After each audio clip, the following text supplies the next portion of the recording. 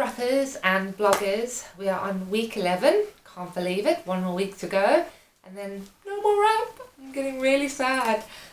Right, so this is the week where all of the work that you've put in to create a rap, the wellness tools, the triggers, the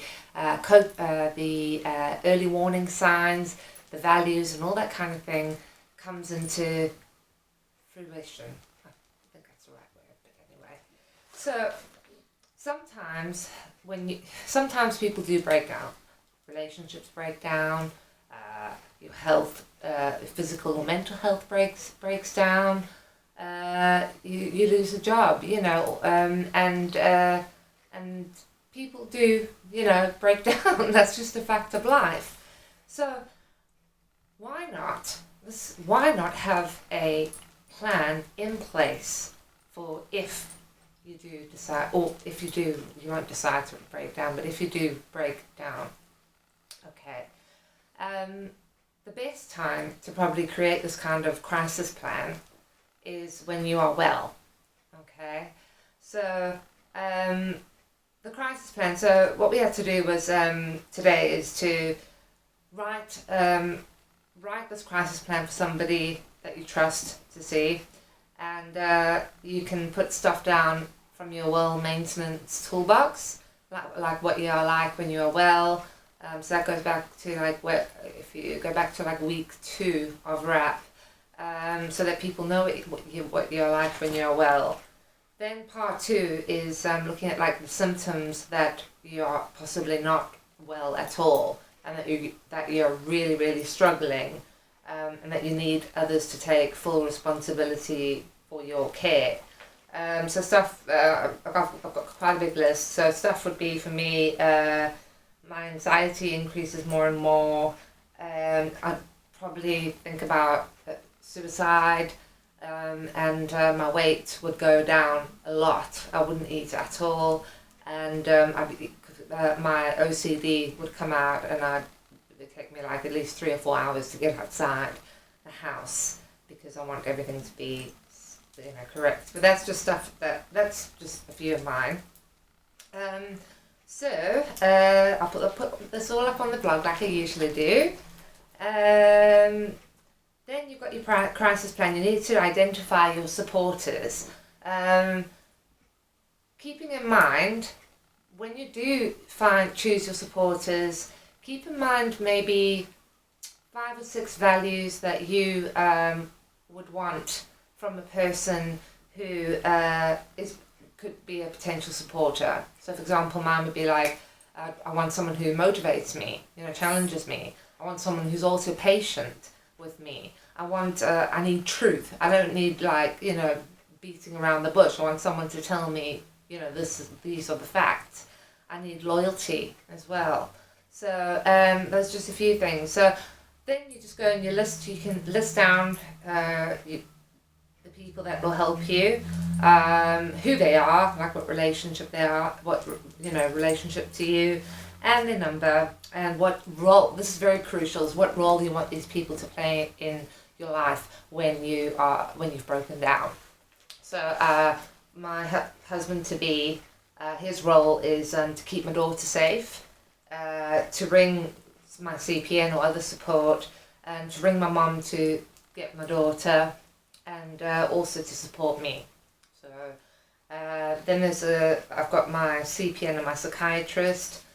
They could look at my medication, they could try and talk to me, and all that kind of thing, and support me, trying to make me maybe think a little bit more rationally. My mum is definitely, and my nan are there to look after my daughter, because I have 3 great support people that support me. People, it's a good thing to put in people that you don't want to be involved. It could be anybody nosy aunts, or that's just people that you don't want to be involved. And I put stuff because of my experience, I don't want social services involved.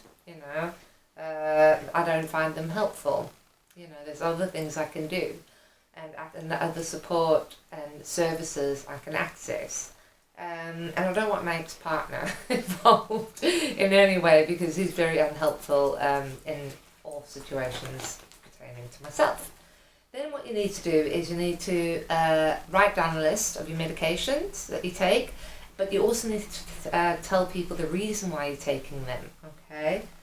And also a good thing is it says here, look at the if you end up going into hospital, for example, and at least if you decide it's good to say what you prefer to take, because you might not be able to communicate this when you're broken down, and then if you've got this plan and people can see and they can respect that and go, oh, okay, we won't do that, we won't give her that medication because for whatever reason why she chooses not to use it. Makes her feel a certain way, so that's really good. And then you've got what's even more important is certain medication and supplements that must be avoided. So in my case, I have allergic reaction to haloperidol and olanzapine. Those are very dangerous medications to give me, and like I said, I have a very bad reaction to them. So it's good to write about those too if you know what medications or supplements don't work for you. Then we have to look at treatments that help reduce your symptoms and when they should be used. So I just went over this, I'll put this on the website, but just stuff like, my medication, using techniques, mantras, that kind of thing. Treatments I want to avoid and why. So certain medications, I'd be very against somebody doing ECT, electric shock convulsive therapy. I'm totally against that, so I do not think that is a great treatment for myself. And then what you need to look at after all that is what can be put into place in order for you to be able to stay at home and within the community. So then for me, I found quite a few things. So maybe somebody comes in, helps me physically with the washing, cleaning, that cooking, that kind of thing. I could look at like respite care, a share, which is in my local vicinity. I'd probably try and get the crisis team involved, which is another support service that I can access, and I have accessed before. I'd also want my partner to access his carers support because he'd be stressed out. There's a whole lot of stuff that I'll put up. Another really good one is when I'm like when I've broken down, I tend to I'm not very organised, and I'm usually a very organised person. I'm up to date with what appointments I need to go to, whose birthday it is, what's going on, and when I'm unwell, all of that kind of just flitters away, should I say. So I would need somebody to take on that role and maybe reschedule appointments and all that kind of thing, or that open my post, etc. Okay, then we went on to part 7, which is about treatment facilities. So if you have been sectioned before or voluntarily admitted yourself to a certain hospital or something like that, you can tell them, which places you prefer to go to and why, and the place, and also you could tell them about the facilities you want to avoid and give them the reasons why. And then part 8 is things that help from others. So things that can be done for me that will help reduce my symptoms or make me more comfortable. I think this is going back to your wellness maintenance toolbox, and looking at the different techniques that you've perhaps have decided to try. Then it's very long. A crisis plan is quite long, but it's good to do.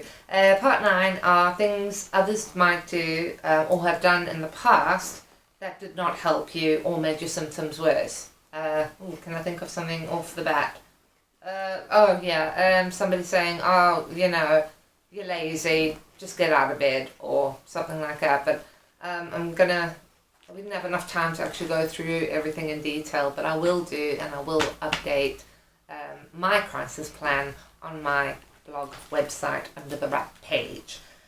Then we have the inactivating crisis plan. So these are symptoms and lack of support, lack of symptoms or actions that indicate that my supporters no longer need to use this crisis plan. This is very, very, very important, because what happens when I get better, my concentration improves, personal hygiene gets better, start to take an interest in people and more. I'm more positive, I use my mantras, I eat better, I can see the silver lining. I'm interested in my interests, blogging, reading, going out to theatre and that kind of thing. And a big one is that sometimes when somebody has been when my partner's taking care of myself, when I've been unwell, is that he's taken on routines that I've done, previously, so like bath time routine with my daughter, or maybe bedtime routine, and sometimes you need to kind of say, I want to do those routines again because I'm better. So that for me was a very important one, because it can be hard. It's a lot easier to kind of let that person carry on doing it, but that's something that's yours, that you used to do, and it's reclaiming that again and saying, I am able to do that again. And then it just follows on, the inactivated crisis plan follows on to any continuing support that will help you recover from the crisis. So encouragement and motivation are great. Pick up your wellness tools. Go back to week 2. And there's quite a few. Review your WRAP, and just start to rebuild your relationships and be kind, and kind to yourself. And then what you've got is your consent to share information with whatever hospital. I'll put that up for you as well. And then you've got your witnesses, so you can commit to this. First of all, you can commit to this crisis plan, which helps doctors, families, and everyone around know what you want when you are unwell. Lastly, before I go, because I've got to get my little girl, lastly, I just want to say that this is not a legal document. It wouldn't hold up in court, but it is just a commitment between your circle of protection, or your wanted entourage, that will help you when things just basically go to shit. So that's that. I've got quite a bit to do myself. I've got homework, so I will do that, and I'll put it all up on the blog. And I think it's going to be the last time next week where I get to do the final wrap, but I'll do it again today, and I'll be really positive, and I'll go, it's a wrap, and have a lovely week and weekend, and I shall see you on the camera in week 12. Okay, I went on